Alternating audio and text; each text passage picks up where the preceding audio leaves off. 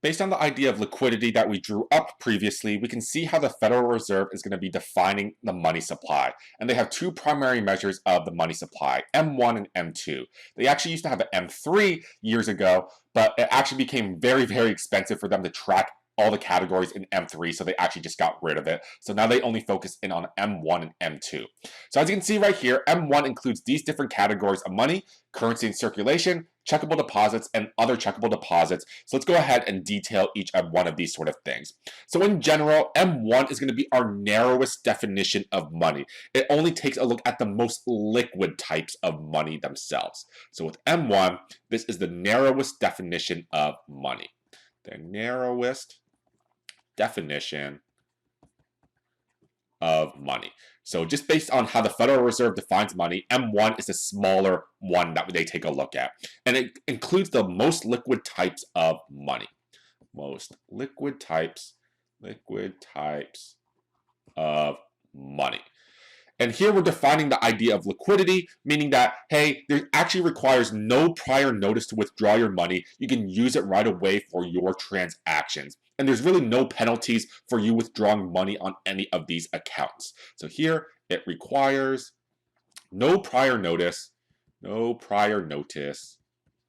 to withdraw money. So anything that falls under the idea of M1, these are the most liquid types of money. You can use it right away for transactions to buy goods and services, and they require no prior notice to withdraw money, so there are no penalties for you taking out money on any of these accounts. And like we said, they include currency in circulation, so bills and coins. Obviously, this is the most liquid type of money. Basically, the dollar bills, the $5 bills, $10 bills, $20 bills, whatever, what may have you, that you have in your purses and your wallets, you can use that right away to purchase goods and services. So it is considered to be very, very liquid. It falls under M1. You add in checkable deposits. So checkable deposits is essentially your checking account. So if you go to TD Bank, Wells Fargo, Chase, SunTrust, doesn't matter where you bank, if you go ahead and open up a checking account, you say, hey, here's some money, I want to open up a checking account, they'll give you a debit card, and yes, that is going to be considered your money. You can use it right away. There are no penalties for you withdrawing your money on your checking account, so it is going to be considered to be M1 as well. And other checkable deposits, it just ties along the line of these checkable deposits as well. And these are checkable deposits that you can open up at maybe like a savings and loans or some other smaller type of institution. But all of these are going to be included under the idea of M1 because these are seen as the most liquid types of money. You can use this money right away to purchase goods and services. There are no penalties for withdrawing money on any of these accounts. And how much M1 do we actually have within the United States' banking system? We have roughly about $4 trillion of M1, which is an insane amount of money. Half of that is going to be constituting by currency. So banknotes account for more than 90% of that 50%. So we like to hold a lot of bills. And coins are just going to constitute a small portion of M1. We really don't like coins because they're very heavy. They're very sort of difficult to deal with. So the vast majority of our currency is going to be dealt with bills. The other half is going to be dealt with checkable deposits, i.e. your checking accounts, things that you draw on your debit card. They make up the other half of M1, and this checkable deposits number is probably going to increase in value and percentage as we go to a more cashless society. With this M1, we can go ahead and add in other categories of money that are not as liquid in order for us to get our second measure of the money supply, which is known as M2. It is a broader measure of money and it includes M1 and near money. So let's go ahead and take a look in general what M2 is going to bring to us. So M2, as we see right here, it is going to be a broader definition of money. So a broader definition of money. So we're including extra things under M2. It also includes things called near monies. So includes, we'll put this in quotation, near monies that are not as liquid as cash.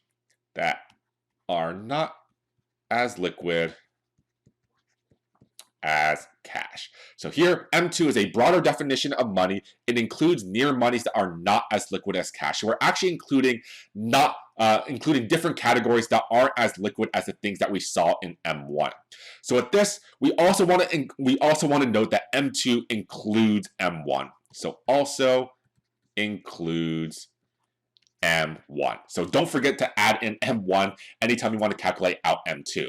So these near monies that are not as liquid as cash, there's actually going to be some type of penalty or some type of restrictions on how much you can withdraw from these particular accounts.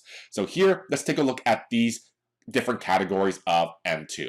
So M2 includes M1, so everything that we just talked about before, plus savings deposits. So how do savings deposits differ from your checking deposit or checking account? With savings deposit, they actually give you, the bank actually gives you some type of interest for putting money into a savings deposit. It might be a very, very small amount, but you're actually getting some type of return on your savings deposit. But because they give you some type of interest, there's also harsher withdrawal sort of restrictions on your savings deposits. Typically, you can only withdraw maybe make 6 withdrawals in a given month on your savings deposits. If you go over that amount, they'll probably take away your interest.